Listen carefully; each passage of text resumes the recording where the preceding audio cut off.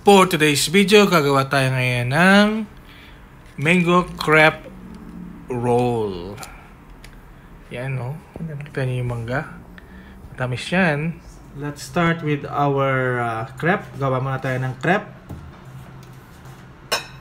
For the crepe, we need softened butter. 1/4 cup of softened butter. And we also need 2 eggs.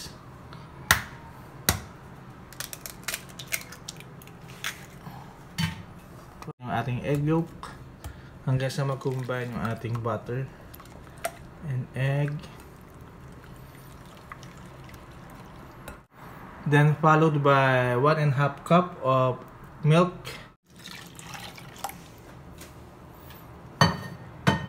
And 1 cup of all-purpose flour.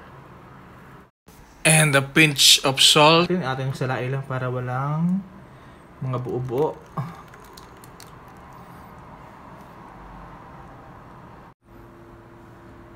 So lutuin lang natin yung ating crepe in a non-stick skillet. Yan. And then flip nyo lang para makompleto natin yung buong iingay ng mga kapitbahay. Okay.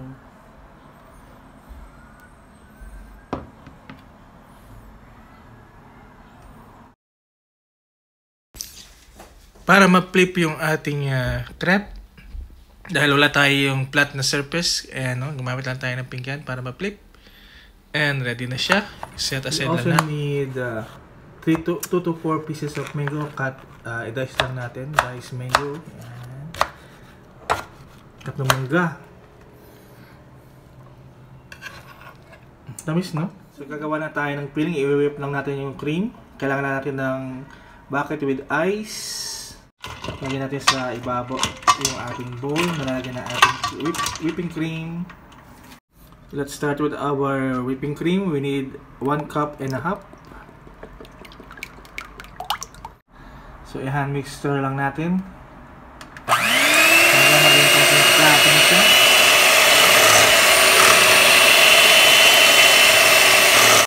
By this time, ilagay na natin yung ating sugar, 1/3 cup. At para maging firm yung ating whipped cream, kailangan natin ng 2 teaspoon ng corn flour or cornstarch. And some vanilla, a drop.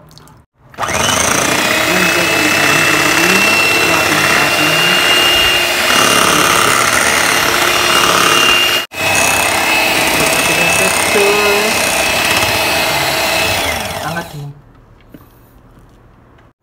So pagkatapos na yung ating cream, i-transfer natin sa ating piping bag. Pwede kayo gumamit ng ziplock tapos butasan nyo na lang, or any plastic na buo at saka nyo lang butasan. Yan. So arrange lang natin yung crepe na ginawa natin. But out of the mixture na ginawa natin sa crepe, nakagawa tayo ng 6. Okay. Yeah? So using our piping bag, spread lang natin yung ating mixture. Very thick. And then yung mango na kinat natin kanina, spread lang na natin doon sa mixture. Ayan, ganda ng kulay, oh. Yellow. Sarap ng mangga, no? Tamis. Galing bang Philippines yan? Parang. Minsan bihira tayo makakahanap ng ano na mangga. Tamis. Okay. So i-fold nyo lang lahat ng side. Ayan. Side to side. And those side. Make sure lang na makover yung ating cream mixture at saka yung ating mangga. Fold ulit.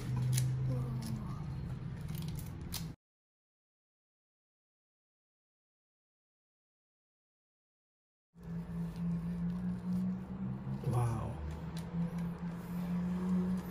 And the reveal.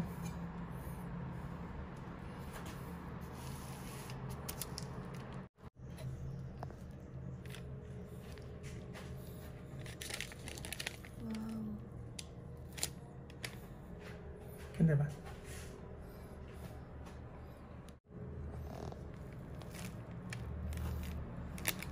Dahil crepe naman siya, talagang kailangan sirain. Ay. Mata.